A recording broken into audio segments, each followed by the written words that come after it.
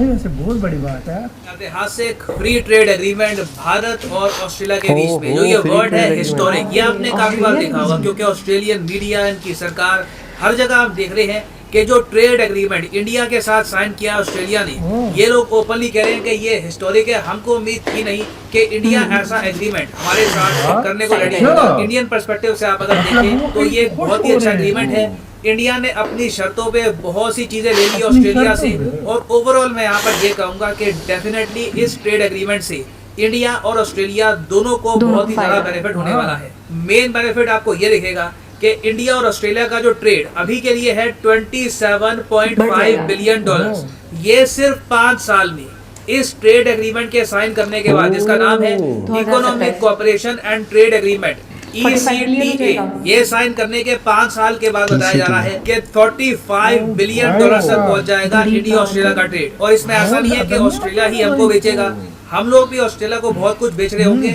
और इंडिया का अनुमान यहाँ पर यह है कि 2035 तक ऑस्ट्रेलिया को ही जो हमारे एक्सपोर्ट्स होंगे ये $35 बिलियन तक पहुंच जाएंगे। तो एक बहुत ही बड़ा एग्रीमेंट है ये। कई इंडियन्स को मौका भी मिलेगा इस एग्रीमेंट के अंडर कि ये लोग ऑस्ट्रेलिया में जाकर काम कर सके। ओवरऑल बताया जा रहा है कि भारत के लिए 1 मिलियन मतलब कि 10 लाख नौकरियां जनरेट होंगी इस लैंडमार्क ट्रेड एग्रीमेंट से। और सबसे इंटरेस्टिंग बात तो ये है कि ये अभी फुल फ्लेजेड 100% ट्रेड एग्रीमेंट नहीं है, ये आप कह लीजिए एक इंटरम ट्रेड एग्रीमेंट है। ये शुरुआत का ट्रेड एग्रीमेंट है। इन द फ्यूचर हो सकता है कि 5 साल बाद और भी चीजें यहाँ पर इंक्लूड करी जाए। ना यहाँ पे आप उससे क्वेश्चन पूछ सकते हैं, दुनिया भर में इसको हिस्टोरिक क्यों कहा जा रहा है, ऐसी क्या स्पेशल बात हो गई? एक फ्री ट्रेड एग्रीमेंट ही है ना, इसमें मैक्सिमम होगा क्या? पहले अगर मान लो कि ऑस्ट्रेलिया से कोई साबुन की टिकिया इंडिया में आ रही है, तो अगर ऑस्ट्रेलिया में उसका रेट था 100 रुपए, इंडिया लगाता रहा उस पर 50% टैरिफ, तो इंडिया में वो बिकती थी 150 रुपए की। अब इंडिया टैरिफ कम लगाएगा, ये थोड़ी सस्ती बिक जाएगी। What is historic about this? Historic देखिए यहाँ पर ये है कि पहली बात तो 6000 से ऊपर आइटम यहाँ पर कवर करी गई है। और पहली बार इतिहास में जब इंडिया ने एशिया से बाहर एक डेवलप्ड कंट्री के साथ फ्री ट्रेड एग्रीमेंट साइन किया है। इससे पहले आप अगर देखो तो डॉक्टर मनमोहन सिंह जी के टाइम में इंडिया ने फ्री ट्रेड एग्रीमेंट साइन किए थे साउथ कोरिया और जापान के साथ। दोनों कंट्रीज काफी हद तक डेवलप्ड मानी जाती है, मगर दोनों देश एशिया का पार्ट है।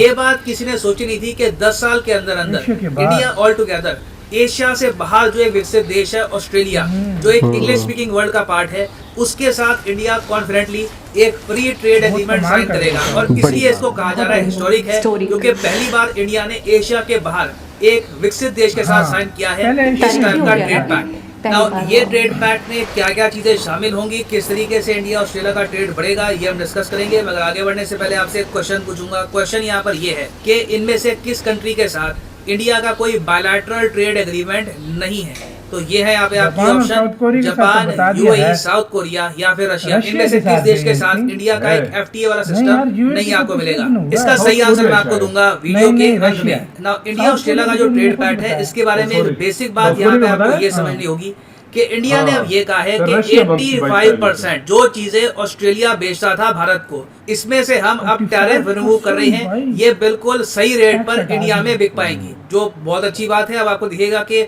इंडियन मार्केट में बहुत सी आपको आइटम्स दिखेंगी जो सीधा ऑस्ट्रेलिया से इंडिया एक्सपोर्ट हो रही होंगी, बहुत कम टैरिफ से। कस्टमर को इससे काफी फायदा होता है। और इसमें प्राइमरली कौन कौन सी मेन आइटम्स हैं? मेन आइटम यहाँ पे है शीप मीट, वूल, कॉपर, कोल, एल्यूमिनियम, फ्रेश ऑस्ट्रेलियन लॉबस्टर, बहुत सारे क्रिटिकल मिनरल्स हैं यहाँ पर, नॉन फेरस मेटल्स हैं। उसके अलावा ऑस्ट्रेलिया के फल, ऑस्ट्रेलिया की कुछ हद तक सब्जियां, जो ऑस्ट्रेलिया की दालें हैं, जो इनके बीज आप कह लीजिए, जो ऑस्ट्रेलिया की वाइन है, ये आराम से अब इंडियन मार्केट में आ जाएगी। टैरिफ यहाँ पर कट कर दिए गए हैं। अब ऑस्ट्रेलिया बहुत ही लंबे समय से ये चाहता था कि इस ट्रेड डील में एक और चीज ऐड हो जाए, मिल्क प्रोडक्ट्स। जो डेयरी सेक्टर है ऑस्ट्रेलिया का, ये भी यहाँ पर फायदा उठा ले, क्योंकि ऑस्ट्रेलिया का जो डेयरी सेक्टर है, जो ये लोग यहाँ पर मिल्क प्रोड्यूस करते हैं, जो कर्ड, योगर्ट ये लोग बनाते हैं, दुनिया भर में बहुत ज्यादा पॉपुलर है। ऑस्ट्रेलिया में बहुत ही हाई स्टैंडर्ड की डेयरी आइटम्स बनती हैं। तो ऑस्ट्रेलिया चाहता था कि एक बार इंडियन मार्केट में इनको एक्सेस मिल गया तो इंडिया की मिडिल क्लास अमूल को छोड़कर, मदर डेयरी को छोड़कर सीधा ऑस्ट्रेलियन ब्रांड ही परचेज करा करेगी।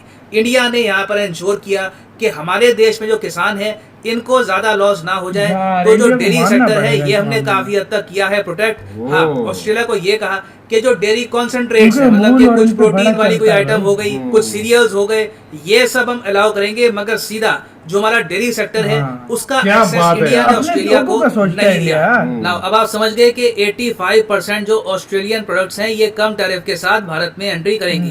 भारत को क्या मिलेगा इसके बदले में? जो 96% इंडियन गुड्स हम एक्सपोर्ट करते थे ऑस्ट्रेलिया को, ये अब ड्यूटी फ्री जाएंगे। मतलब कि इंडियन प्रोडक्ट्स को बहुत ही बड़े स्केल में आपको एक एंट्री होती हुई दिखेगी इन ऑस्ट्रेलिया। इसमें कौन कौन से प्रोडक्ट्स हैं? Leather, footwear sector. तो हमारी जो लेदर इंडस्ट्री है यहाँ पर एक मैसिव बूम आने वाला है इन द नियर फ्यूचर। और पीयूष गोयल साहब ने यहाँ पर यह कहा है कि इंडिया ऑस्ट्रेलिया का जो मेन ट्रेड का थीम है, जो आप कह लीजिए फंडामेंटल बेस है, वो ये है जो सस्ते रॉ मटेरियल है ये हम परचेज करेंगे ऑस्ट्रेलिया से, हम ऑस्ट्रेलिया को उसके बदले में बेचेंगे फिनिश्ड गुड्स। तो इससे क्या होगा कि इंडिया में रोजगार बढ़ने वाला है। जो हमारा टेक्सटाइल सेक्टर है इसको एक्सेस मिलेगा ऑस्ट्रेलियन मार्केट का, ये मैं कहूंगा बहुत ज्यादा बड़ी जीत है। फिर इंडिया का जो ज्वेलरी सेक्टर है, जो फर्नीचर सेक्टर है, जो machinery, electrical goods, railway wagon का सेक्टर है, जो इंजीनियरिंग प्रोडक्ट्स का सेक्टर है, अभी रिसेंटली आपको पता होगा कि इंडिया ने $400 बिलियन से भी ऊपर के एक्सपोर्ट कर दिए हैं इस फाइनेंशियल ईयर में। और इसमें बताया गया था कि बहुत ही बड़ा योगदान था इंजीनियरिंग प्रोडक्ट्स का। बताया जा रहा था कि $100 बिलियन से भी ऊपर हमने इंजीनियरिंग प्रोडक्ट्स किए हैं एक्सपोर्ट। तो जो ये इंजीनियरिंग प्रोडक्ट्स हैं ये हम अब ऑस्ट्रेलिया को भी एक्सपोर्ट करेंगे। और सिंस इन पर टैरिफ लगेगा कम, तो वहाँ के लोग इंडियन प्रोडक्ट्स को परचेज भी करना पसंद करेंगे। फिर जो हमारी आईटी कंपनीज है, for example Infosys, TCS, even Wipro, इनको एक ज्यादा बड़ा एक्सेस मिलेगा ऑस्ट्रेलियन मार्केट का। आईटी सर्विसेज में ऑस्ट्रेलिया ने ये कहा है कि इनको चाहिए स्किल्ड टेक स्टाफ, और ये टेक स्टाफ प्रोवाइड करेगा इंडिया। और इतना ही नहीं है, इंडिया ने यहाँ पर सर्विस सेक्टर को भी इंक्लूड किया है। इंडिया से जो शेफ्स हैं और जो योगा टीचर्स हैं ये ऑस्ट्रेलिया में आराम से जा पाएंगे, इनको कोटा मिलेगा, आराम से ऑस्ट्रेलिया में जाकर ये नौकरी कर पाएंगे। उसके अलावा जो इंडियंस जाते हैं ऑस्ट्रेलिया में पढ़ने के लिए, उनको 2 से लेकर 4 साल तक का वर्क वीजा भी आराम से मिलेगा। फिर टैक्स को लेकर भी जो डबल टैक्सेशन अवॉइडेंस एग्रीमेंट है इसको अमेंड किया गया है, ताकि एक कंपनी जो ऑस्ट्रेलिया में काम कर रही है फिर इंडिया में भी काम कर रही है, इनको 2 बार टैक्स ना पे करना पड़े। और फिर अगर हम बात करें एजुकेशन सेक्टर की, तो एक बहुत ही इंपॉर्टेंट कंपोनेंट यहाँ पर ये ऐड कर दिया है कि मान लीजिए एक स्टूडेंट है वो इंडिया में पढ़ रहा है, उसने 2 साल का जो अपना कोर्स है पूरा कर लिया, उसके जो पूरे डिग्री प्रोग्राम का टेन्योर है ये 4 साल का है, ये 2 साल तक भारत में पढ़ चुका है तो ऑस्ट्रेलिया में भी पढ़ सकता है। सेम केस ऑस्ट्रेलिया का होगा। अगर कोई ऑस्ट्रेलियन स्टूडेंट 2 साल पढ़ चुका है ऑस्ट्रेलिया में, इंडिया में पढ़ना चाहता है तो वो 2 साल इंडिया में भी पढ़ सकता है। दोनों जगह जो वो डिग्रीज हैं ये रिकॉग्नाइज करी जाएंगी। तो ओवरऑल देखिए एक बहुत ही इंपॉर्टेंट ट्रेड एग्रीमेंट है। और अब आप अगर देखें तो क्वाड के 2 देश हैं, जापान और ऑस्ट्रेलिया, उनके साथ हम प्रॉपर एक ट्रेड पैक्ट साइन कर चुके हैं जिसमें टैरिफ्स काफी हद तक रिमूव कर दिए गए हैं।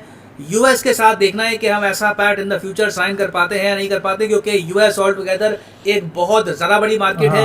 याद रखिएगा ऑस्ट्रेलिया की आबादी 2.5 करोड़ के आसपास है, यूएस की आबादी 36-37 करोड़ के आसपास है। It is all together different country, मगर अभी के लिए this is great news for India Australia relations. ना वापस आते हैं